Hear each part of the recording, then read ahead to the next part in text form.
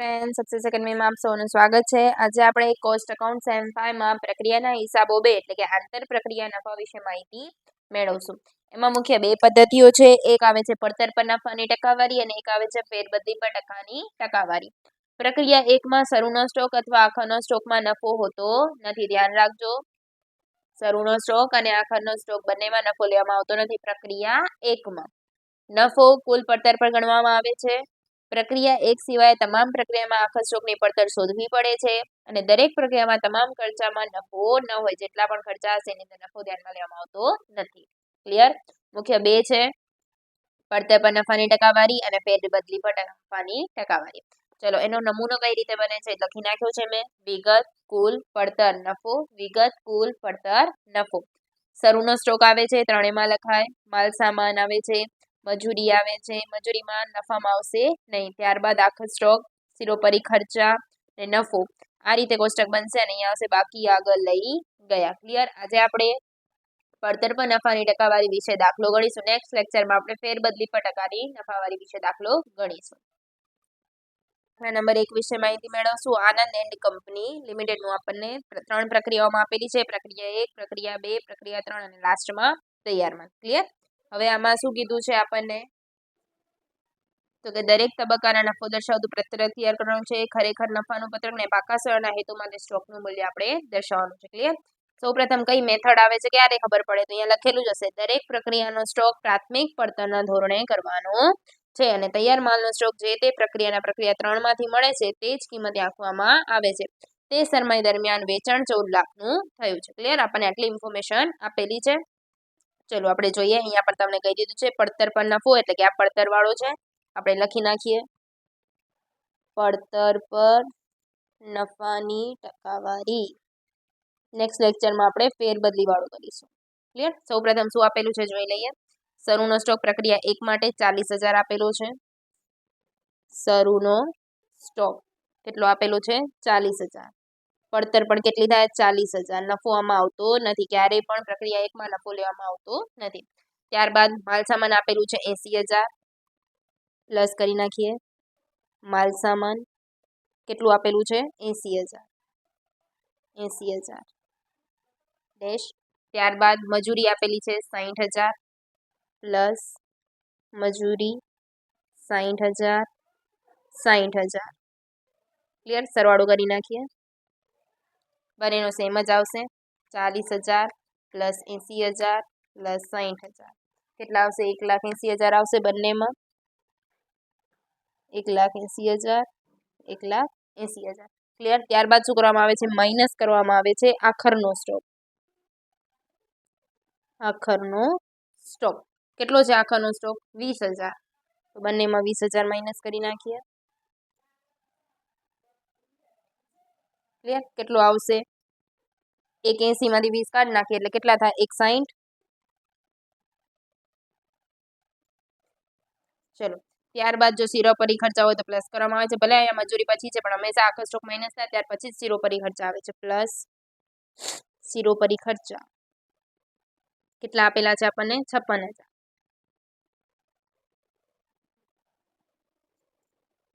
કરી નાખીએ plus 1,60,000 plus 56,000 એટલે કેટલા આવશે? 2,16,000।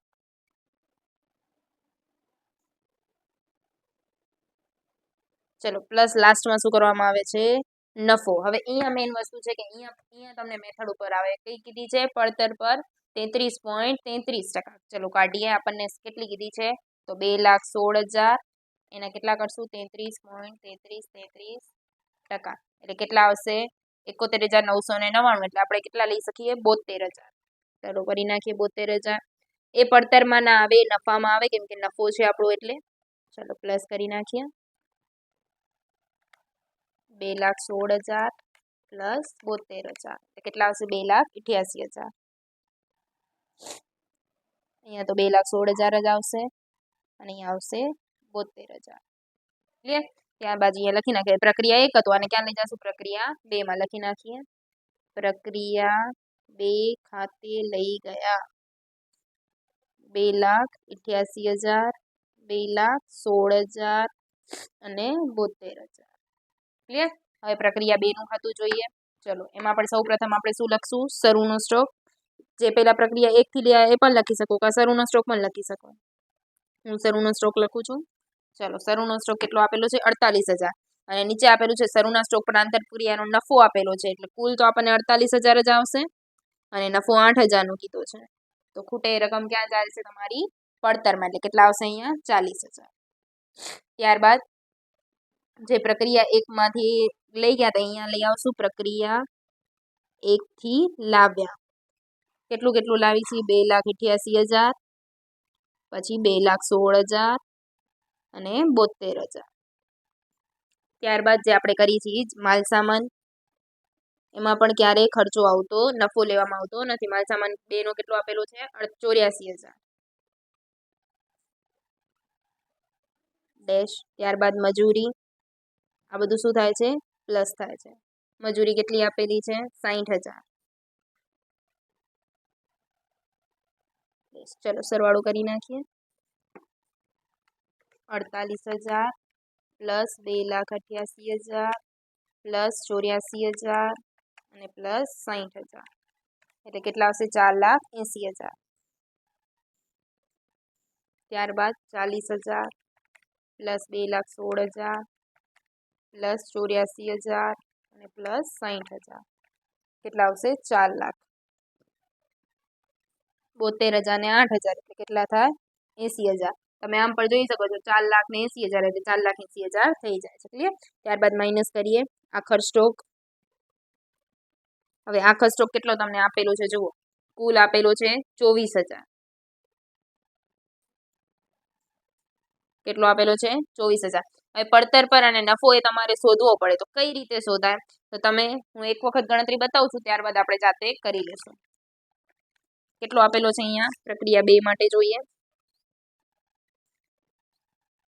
પ્રક્રિયા 2 માટે ચલો કુલ અને અહીંયા લખશું આપણે પડતર. તો કુલ આખા સ્ટોકની એને પહેલાની કેટલી આવે છે? ટોટલ 4,80,000 છે તમારા પાસે. અહીંયા 480 અને અહીંયા 4,00,000 એટલે 4,80,000 અને અહીંયા આવશે 4,00,000. ક્લિયર? તો આપણને આખો સ્ટોક કેટલો આપેલો છે? 24,000. અહીંયા લખી નાખીએ 24,000 એ કેટલું? આ રીતે થાય તમારું. તો કરીએ એટલે કે 4,00,000 ગુણ્યા 24,000 ભાગ્યા 4,80,000 એટલે કેટલા આવશે? 20,000. ક્લિયર? લખી નાખીએ આપણે અહીંયા આખા સ્ટોકમાં કેટલું આવશે? 20,000. કરો માઇનસ કરી નાખીએ. તો અહીંયા 24,000 અહીંયા 20,000 એટલે અહીંયા કેટલાનો નફો થાય છે? તો કે 4,000. ચલો માઇનસ કરીએ.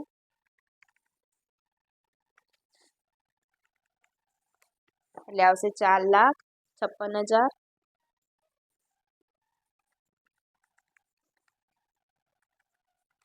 એટલે આવશે 3,80,000 અને અહીંયા આવશે 76,000. ક્લિયર? ત્યારબાદ હવે શું પ્લસ કરવાનું હોય છે? તો કે શિરોપરી ખર્ચા પ્લસ શિરોપરી ખર્ચ. ચલો શિરોપરી ખર્ચ કેટલું આપેલું છે? ચેક કરીએ. 24,000 કેટલું આપેલું છે? 24,000 પ્લસ કરી નાખીએ. એ ક્યારેય નફામાં આવતું નથી. 4,56,000 પ્લસ 24,000 એટલે કેટલા આવશે? 4,80,000. ત્યારબાદ 3,80,000 પ્લસ 24,000 એટલે આવશે 4,04,000. અહીંયા તો એ જ આવશે 76,000. હવે પ્લસ શું કરશું? નફો. ચલો નફાનો દર કેટલા ટકા કીધો છે? આમાં 25% કીધો છે. તો કે 4,80,000 ના 25% એટલે કેટલા આવશે? 1,20,000. આમાં કેટલા કીધા છે?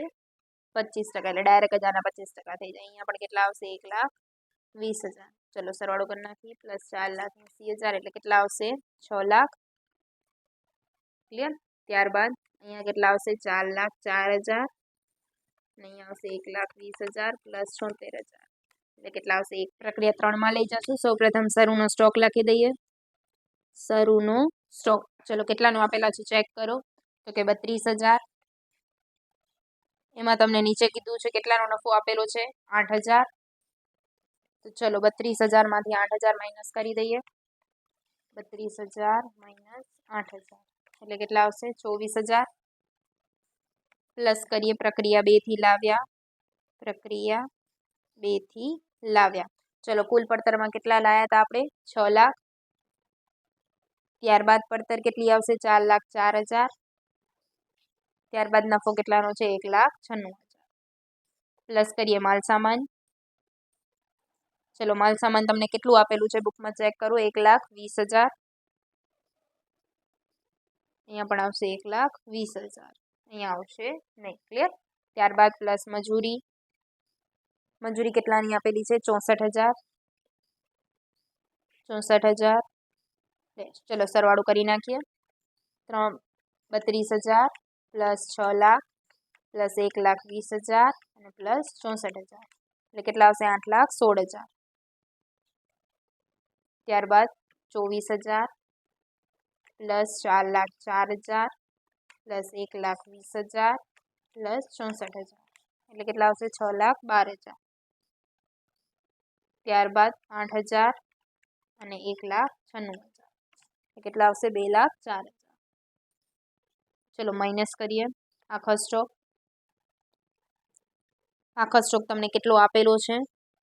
16,000 આપેલો છે. ચલો ડાયરેક્ટ જ અહીંયાથી કરી શકો કે 8,16,000 એ 6,12,000 તો 16,000 એ કેટલા? તો કરીએ 16,000 ગુણ્યા ચોકડી ગુણાકાર થાય અહીંયા અને આ ભાગાકારમાં જાય તો 16,000 ગુણ્યા 6,12,000 ભાગ્યા 8,16,000 એટલે કેટલા આવશે? 12,000. તો 16,000 આ છે, 12,000 આ છે, તો અહીંયા કેટલાનો નફો થયો કહેવાય? તો કે 4,000. ચલો માઇનસ કરી. 8,16,000 માંથી 16 જાય એટલે 8 લાખ. 6 12 માંથી 12 જાય એટલે 6 લાખ ને 2,04,000 માંથી 4 જાય તો 2 લાખ. ક્લિયર? પ્લસ શું કરશું હવે? શિરોપરી ખર્ચ. ચલો શિરોપરી ખર્ચ કેટલાના આપણને આપેલા છે? 1,60,000. 1,60,000 નફામાં આવતા નથી કારણ કે ખર્ચો છે. ચલો પ્લસ કરી નાખીએ એટલે 9,60,000. અહીંયા પણ આવશે 7,60,000 અને અહીંયા કેટલા આવશે? 2 લાખ. ચલો ત્યારબાદ હવે લાસ્ટમાં શું કરવાનું આવે છે? તો કે નફો. પ્લસ કરી નાખીએ. નફો કેટલા ટકા આપેલો છે? 25%. ચલો 9,60,000 ના 25% કાઢીએ કેમ કે પડતર પર કીધું છે એટલે 2,40,000 પ્લસ કરી નાખીએ એટલે કેટલા આવશે? 12 લાખ. અહીંયા 0. અહીંયા કેટલા આવશે? 2,40,000 એટલે કેટલા થઈ જશે? 4,40,000. અહીંયા જે છે તમારે એ જ રહેશે 7,60,000. ક્લિયર? અને શું કહેવાય? તૈયાર માલ ખાતે લઈ ગયા. તૈયાર માલ ખાતે લઈ ગયા. ચલો કેટલાનું આવે છે? 12 લાખ, 7,60,000 અને 4,40,000. ક્લિયર? ત્યારબાદ હવે કહીએ તૈયાર માલનું ખાતું. એમાં પણ સૌ પ્રથમ શું લખીશું? શરૂનો સ્ટોક. ચલો શરૂનો સ્ટોક કેટલો આપેલો છે જુઓ તમને? 1,20,000 ને 44,000 નો નફો છે. તો કે 1,20,000 અને 44,000 નો નફો આપેલો છે. તો માઇનસ કરી દઈએ આપણે. 1,20,000 માઇનસ 44,000 એટલે કેટલા આવશે? 76,000. હવે પ્લસ શું કરશું આપણે? પ્રક્રિયા 3 થી લાવ્યા. પ્રક્રિયા 3 થી લાવ્યા. કેટલું લાવીએ છીએ? તો કે 12 લાખ, 7,60,000 અને 4,40,000. ત્યારબાદ માલ સામાન નથી આપેલું, મજૂરી નથી આપેલું, ઉત્પાદન ખર્ચાય નથી આપેલું. ડાયરેક્ટ આપણને શું આપેલો છે? આખર માલનો સ્ટોક. પેલાનો સરવાળો કરી દઈએ એટલે કે 1,20,000 પ્લસ 12 લાખ એટલે કેટલા આવશે? 13,20,000. ત્યારબાદ 76,000 પ્લસ 7,60,000 8,36,000. ત્યારબાદ 44,000 પ્લસ 4,40,000 એટલે 4,84,000. ત્યારબાદ હવે માઇનસ કરીએ આપણે આખો સ્ટોક. ચલો કેટલો આપેલો છે આપણને? 60,000 આપેલો છે. સેમ એ જ રીતે કરશું કે 13,20,000 એ 8,36,000 તો 60,000 એ કેટલા? તો કરીએ 60,000 ગુણ્યા 8,36,000 ભાગ્યા 13,20,000 એટલે કેટલા આવશે? 38,000 માઇનસ 60,000 એટલે 22,000 નો શું થાય? નફો. ચલો માઇનસ કરી નાખીએ. 13,20,000 માઇનસ 60,000 એટલે કેટલા આવશે 12,60,000, 8,36,000 માઇનસ 38,000 એટલે આવશે 7,98,000, 4,84,000 માઇનસ 22,000 એટલે 4,62,000 પ્લસ શું કરવામાં આવે છે નફો. હવે અહીંયા એક આઈએમપી ટોપિક એ છે કે નફો એ છે ને તમને આપેલો ન હોય, તમને લાસ્ટમાં એનું વેચાણ કેટલું છે ને કહી દીધું હશે. કેટલાનું વેચાણ છે 14 લાખનું.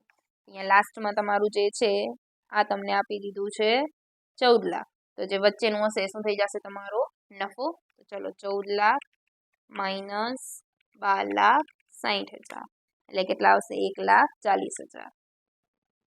આ તમને શું મળી ગયો નફો. અહીંયા આવશે 7,98,000 અને અહીંયા 4,62,000 પ્લસ 1,40,000 એટલે 6,02,000. અહીંયા શું લખાય વેચાણ. શું આવે છે અહીંયા વેચાણ 14 લાખ, 7,98,000 અને 6,02,000. ક્લિયર. આ તમારો અહીંયા કોષ્ટક દાખલો થાય છે પૂરો. હવે આપણને એક વસ્તુ અહીંયા કીધેલી છે કે ખરેખર મળેલ નફાનું પત્રક તૈયાર કરો. શું કીધું છે ખરેખર મળેલ નફાનું પત્રક. તો ખરેખર મળેલ એટલે જે તમારો નફો આવશે એના ઉપર પ્રક્રિયા 1, 2 ને 3 ત્રણેય વિશે લખવાનું.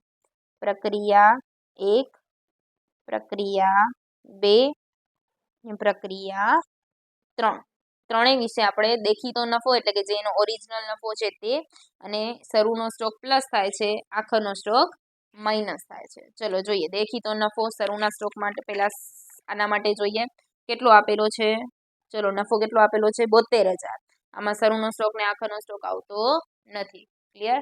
લખી નાખી અહીંયા 72,000 0 0. તો અહીંયા પણ કેટલા આવશે 72,000 જ આવશે કેમ કે પ્લસ માઇનસ આપણે કાંઈ કરતા નથી. ત્યારબાદ બીજો એના માટેનો આપણો નફો કેટલાનો આપેલો છે 1,20,000. એમાં શરૂનો સ્ટોક કેટલાનો છે તમારો નફો 8,000 અને આખરના સ્ટોકનો નફો કેટલો છે 4,000. ક્લિયર. નફાને ધ્યાનમાં લેવાનું છે. ઓરિજિનલ નફો 1,20,000, શરૂનો 8,000 અને આખરનો 4,000. લખી નાખીએ 1,20,000, શરૂનો કેટલો હતો 8,000 અને આખરનો કેટલો છે 4,000. ક્લિયર. ત્યારબાદ ત્રીજાનો કરીએ. નફો કેટલો છે 2,40,000, અહીંયા 8,000, અહીંયા 4,000 સેમ જ છે. કરી નાખીએ 2,40,000, 8,000 અને 4,000. તૈયાર માલનો પણ લખી નાખીએ. ચલો તૈયાર માલનો કેટલો આવે છે 1,40,000. શરૂનો નફો કેટલો છે એનો 44,000 અને આખરનો નફો કેટલો છે 22,000. ચલો પ્લસ માઇનસ કરી નાખીએ. આ બધા પ્લસ થશે અને આ બધા માઇનસ થશે. 1,20,000 પ્લસ 8,000 માઇનસ 4,000 એટલે કેટલા આવશે 1,24,000. 2,40,000, 8,000, 4,000, 2,44,000. 1,40,000 પ્લસ 44,000 માઇનસ 22,000 1,62,000. ચલો સરવાળો કરી નાખીએ.